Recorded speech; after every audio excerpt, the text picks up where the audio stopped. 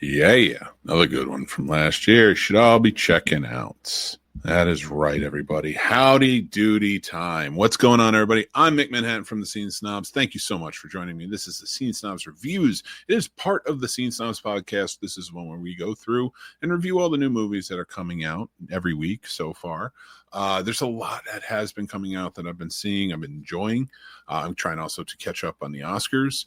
So it's a lot of fun. I do want to make some announcements, though, if I could, before we get started. This is for everybody watching and the people maybe at listening to the podcast.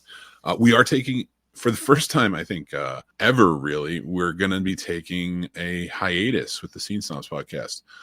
It's just indefinite right now, so I was thinking maybe about a month or so we'll take off and just kind of regroup, because I'm working on a few other projects, and I just need to, that takes up most of my time within the framework of the Scene Snobs, and with the planning and everything else and getting it all together, graphics, all 9 yards. So it just takes so much time up. And as some of you may know from listening to the podcast stuff, I'm writing a feature screenplay. I need to continue on that. I'm so close to finalizing the draft that I want to be at, which is something that I'm hoping to make in the near future, if possible. And I'm also working on, I'm on Substack now. You can go follow me over there. I'm going to be writing not just written reviews, but I'm also going to be sharing op-ed pieces on different things that are going on in the world, and I'm going to be framing them around movies that I think speak to the different scenarios and stuff that we're talking about, that I'll be talking about in that. So I hope you get to go check that out. There's I just posted my first one today. And it sort of coincided. There was just a bit of factor where I use dogma sort of as like the framework of what I was talking about.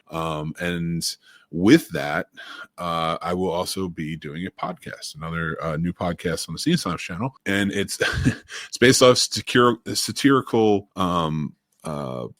title. And it is, Does This Bald Eagle Taste Bad? Now, before you go crazy, that is a title I thought of for something when it comes to political almost 20 years ago. I didn't think of it for a podcast. I didn't think of it I thought of it as a title of a book first, and then it just kind of held on to it. But I'm going to be starting it as a podcast, so it'll be coming out soon enough. Hopefully, you'll be able to check that out. And that will be up on the channel as well and be available wherever podcasts are. So guys, thank you so much for joining in. Like I said, you will not be seeing the Scene Snobs podcast, our main podcast, for maybe about a month or so, because we're just taking a little break, but we will still be putting up podcasts under there with the Scene Snobs Reviews, because that's not ending. We still do the reviews. So I want to thank you guys again joining in. If you've seen any of these movies, feel free to comment along, and I'll get to your comments at the end. But thank you guys again for joining. So let's get started, shall we? If you know this show, I start from what I consider the bottom and work my way up. It is a little disjointed tonight because I wanted to get this one out of the way a little bit. And if you're watching this as a clip, I am reviewing You're Cordially Invited, starring Reese Witherspoon and Will Ferrell, now playing on Amazon Prime. So you can go check it out there, or don't. I'm not pushing any conglomerates. I don't care. So I just going to review a movie. And this one saw these two coming together. It is a love story of sorts where there's two separate families, like Reese Witherspoon's sister is getting married and Will Ferrell's daughter's getting married, and they both book the same place at the same weekend, and it goes amok. And then I guess it turns into sort of a love story. It's a very formulaic rom-com that has good additions of Will Ferrell comedy that I haven't seen in a long time. There's a few reactions that he puts forth out there that kind of just really, really had me laugh out loud, like belly busts, laugh out loud at some of them. And then but the rest of the movie sort of fell flat, or was kind of odd or weird. I did not really see the chemistry between Reese Witherspoon and Will Ferrell. I find this often when I see Will Ferrell in more of a mainstream movie like this, where he his chemistry only seems to fit certain types, like comedian types, not just regular actors and such. Like I don't. Then you feel like there's a little bit of a disconnect, in my opinion, when I watch him. In this movie, I very much felt that I didn't really feel any chemistry there. I didn't mind the movie; it was fine. It just seemed a little long, and the pacing was weird, like as it was going into odd places and making some odd choices at times. You'll understand from the poster with the alligator. So if you're looking for something this Valentine's to watch with your significant other, maybe you can get some laughs out of it at least. You might like it better than I did, but I just did not really enjoy this one. It didn't speak to me, and I would rather watch some of Will Ferrell's older stuff personally if I'm doing it. But yeah, listen, it just wasn't for me. So you tell me in the comments if it was for you. Did you like You're Cordially Invited? And if you did, why? Again, it looked fine. You know what it kind of reminds me of? One of my most hated movies of last year, Ricky Stenicki, where everyone in it I like all of the actors in it, but it is a terrible movie. And this isn't on that level of a terrible movie, and I like all of the actors in it. It just, none of it seemed to like really work together. And it just seemed like an odd premise that was just overblown. Like it felt like old comedy, in my opinion. Like back in the day where it was like very minimalist explanation of how we got there. We're just going to follow the laughs. That's what it sort of felt like. And I just wasn't a big fan of that. It just didn't seem smart, in terms of its tone and story. But I don't know. But that's just me. What'd you think? All right, let's move on to the next one. Doesn't get much better. We're going to review Section 31. It's a new Star Trek movie that's out, starring Michelle Yeoh, whom I love, and I was so glad when she joined in Discovery, which arguably, and if you guys know, we have another podcast, my son and I, where we are in chronological order rewatching Star Trek from beginning to end. And so I will do an in-depth review, like where we both are getting into it with Section 31 on there, because we have a few episodes that are going to be coming out. We took a hiatus for a while. So, but we were at Enterprise. Now we're at Wrath of Khan. In terms of what we're watching. So we watched Section 31. He liked it.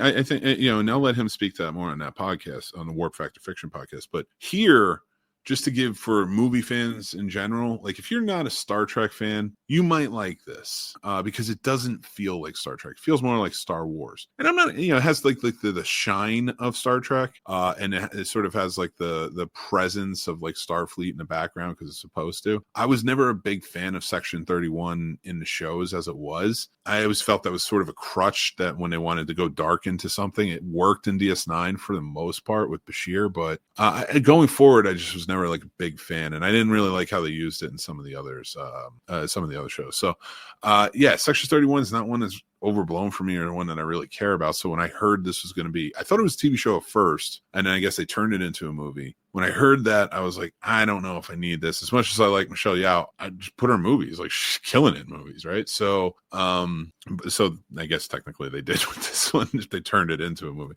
But this one also felt like a backdoor pilot, to get back to that point, where they put out the movie to see the feelers of if a TV show would work. There was good chemistry. There were some laughs in this, so like it wasn't a total waste of watching it. I didn't hate it. But if you're a Star Trek fan, I say you should watch it. See what you think. If you're a movie fan, you might like it more than I did because I know the lore and I just wasn't into it. But I would love to hear somebody who maybe doesn't know it or doesn't watch Star Trek and who saw this and just what you thought. Like, did you like the action of it? Did you like the chemistry? I thought it got, it felt like an away mission at some points. And, Star Trek fans, you guys know that. And it felt like that for a little too long. It shouldn't have been that. But I don't know. It's just me, but I gave it a 1.5 on here for me, like I said, but we will do a more in-depth, like looking into the characters, stuff like that when we get into Warp Factor Fiction. So you're going to check that out over there. All right. But if you're watching this as a clip, thank you. Appreciate you. Let us know what you think in the comments. All right, let's get started on our next one. Presents. It's going to be getting better from here. I really did. Well, first off, I have to admit, I'm a Soderbergh mark. I like Steven Soderbergh. I don't always love his stories, but he's very experimental in his filmmaking, and I've always appreciated that. I always appreciate like what he does. I really liked Kimmy. I thought that was a cool take on Rear Window with sort of like a more modern take that just sort of worked. They even tried to sort of remake, and Netflix did like a version that was almost kind of like a Rear Window type, and that didn't work. Like Kimmy for me worked. Like it incorporated the technology aspect and things like that. So, I like his work for the most part, but I do love his technical work. His just the filmmaking side of it, especially his camera work, I think is fantastic. So I'm a mark for it. So like with him being so experimental in this movie coming out and it's a take on horror, I was really into it from the trailer, but I didn't know much about what was going on. And the story follows a family of 4, mother, father, Lucy Liu, and forgive me, I can't remember I knew it and it just left my mind, but the actor's name, who he's from This Is Us. He played the Kate's. I remember her character's name, Kate's husband on that show. So if you're a fan, you know. They were in it. They both did a great job. In fact, because they played a couple that is sort of having, marital issues. They never really get into it because that's not really the focus of the movie, but you do see tensions arise from it.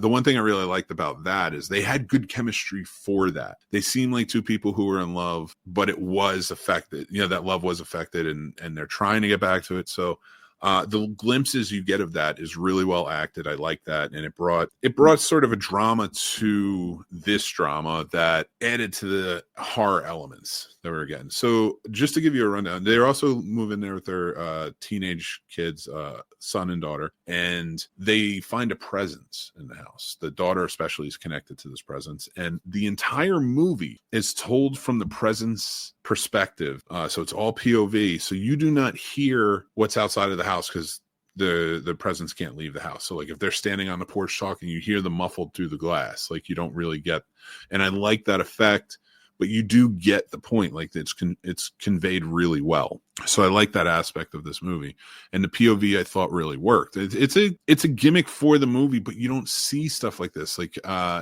where you're told from a ghost's point of view, but first person. So it's really us. We are the presence in all of this, because there are tense moments in this that really hit you. If you got a soul, it hits you, and you start getting sort of enraged, and you feel that through the camera movements of the pulsations of like the spirit getting, or presence, I should say. They never actually say ghost or spirit, I don't think, but of the presence being angry and trying to stop what it's seeing. And that's the interesting part about this. It's very Paranormal Activity in the way of like sort of the pacing and bit of the tone, but it doesn't feel like that found footage. It feels like you're in the room and you're seeing it that way. And I dug that, and I thought Soderbergh tackled that really well in this. I gave it a 2.5 because it isn't a coincidental. It's not a fun horror movie. It's a drama with horror elements. And I use that, like, because even the horror is sort of loose on that. It is prevalent, it is there, it deserves that genre indication, but it doesn't. It's just one of those things where it doesn't rely on the horror as much as it's relying on the drama. So I would say like horror fans may go into this and feel a little bit different if they're expecting something different, especially from a ghost story. Film fans, cinephiles may really appreciate this, especially for the filmmaking side of it. Again, that experimental side, if you're into that, and the drama. This is a good film festival movie. It is, and I do think people should check it out. Like I really did enjoy it. So, and it's by Neon.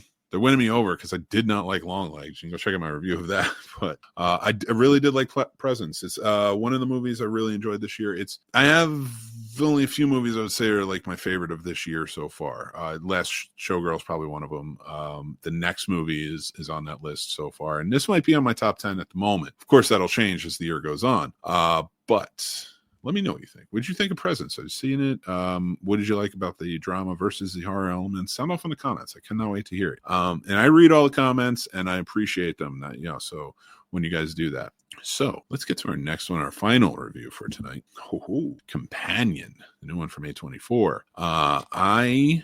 Favorite movie this week for sure. And probably number 2 on my top 10 right now of 2025, which I said is going to change because there's going to be a lot of movies coming out this year. It's probably going to change in a couple of weeks. So, but Companion, first off, I don't want to give anything away. I'm not going to spoil anything. So whether you're watching this as a clip or you're watching this live or listening to the podcast, you are safe. I do not want to give anything away, and I'm going to work on not giving anything away. I think people should go into this movie blind. It's so well done, and you're going to find so many nuances in it that complement what we're seeing on screen and what's happening. It is a horror movie, has sci-fi elements, has drama elements. If you're going to ask me what movie that the tone reminds me of, I think the best way to describe this is Ex Machina meets Promising Young Woman for me anyway. That's what I got. And I want to give praise to Sophie Thatcher, who gained so much admiration from me as an actor in Heretic last year, going toe to toe with Hugh Grant. I thought Chloe East, they did such a fantastic job in that movie.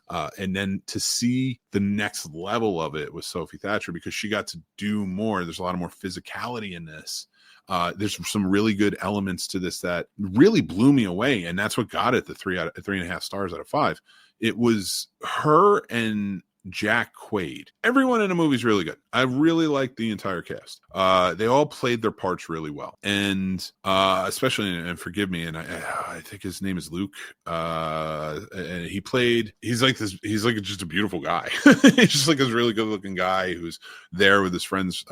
They go away for the weekend, and he plays a big part in it that you don't see at first, and then when it does kind of come in, he does such a great job. And I'm sorry I don't have his name on in front of me, but he was so good. But Sophie Thatcher too, like just the physicality again, just like the little nuances you would see blew me away. Jack Quaid, his little nuances and I'll give this away, he plays the nice guy really well. He did it well in Scream, the Scream that he was in. He did it well in this and a few other movies. He does the nice guy thing really well, and then the ominous and the creepy sort of set in after a while, the anger that you sort of see grow because you're not getting your way. So well done. I really appreciated that about him in this movie, because he got those. You would see little like eye twerks or eye rolls or certain things he would do, mannerisms that he would do. And then you're like, well, why isn't she picking up on this? And then you find out why she's not picking up on it. And it's so well done. If you did see one of the trailers, I know kind of gives away a lot more. The original, the one I saw, didn't. That's why I was so glad I went in blind to this and I didn't really know what's happening. And I urge you guys to do the same. But if you did and you kind of know what's happening in this movie, I will say this: it's gonna start off with this friendly, like everybody's going, but there's sort of like, are they friends? That type of vibe of we've seen in other movies like Bodies, and some other. Blink Twice comes to mind as well. But it quickly turns. Also, another part is not just horror with sci-fi elements. There's slasher elements in this, and it turns it on its head. And I love that fact. So I'm praising this movie quite a bit because I really, really did enjoy it. And I do think that horror fans are going to enjoy this. And if you just like movies, like the two I mentioned, like Ex Machina and Promising Young Woman, I think you really enjoy this too. But again, Sophie Thatcher did an amazing job as the character of Iris in this, and Jack Quaid, man, that guy can play creepy really well. If they ever make a Creep remake, they should get him. But honestly, it's some of my favorites. But yeah, that is my reviews. Thank you guys if you watched the clips, or you're just joining in for the live or listening to this on the podcast. It's really appreciate. James MCD Reviews is here. Says good luck with the screenplay, man. Thank you so much, man. I can't wait to share it with everybody once it's done. Presence was failed by its marketing. I was expecting a schlocky, Insidious type ghost movie, but it was so much better than that. Yeah, right. Like it really did kind of like, it took me to a point where I really did appreciate what they were trying to convey in this. And then because there is like a twist to it too. And I'm glad I didn't say that in the clip review, but there's sort of a twist to it. And don't go looking for it, because when it naturally comes up, you're like, wow, okay, I didn't expect that. So the long takes in this looked great. I kind of wish the editing was less jarring. I agree. I didn't mind the editing because it made me feel like a presence, like you have to move to get to the next thing, or something has to. But I do get what you're saying. It is jarring. But I thought that was part of the horror element to it. The jarredness is like, because we're seeing it from the ghost. We're not seeing it from them being haunted.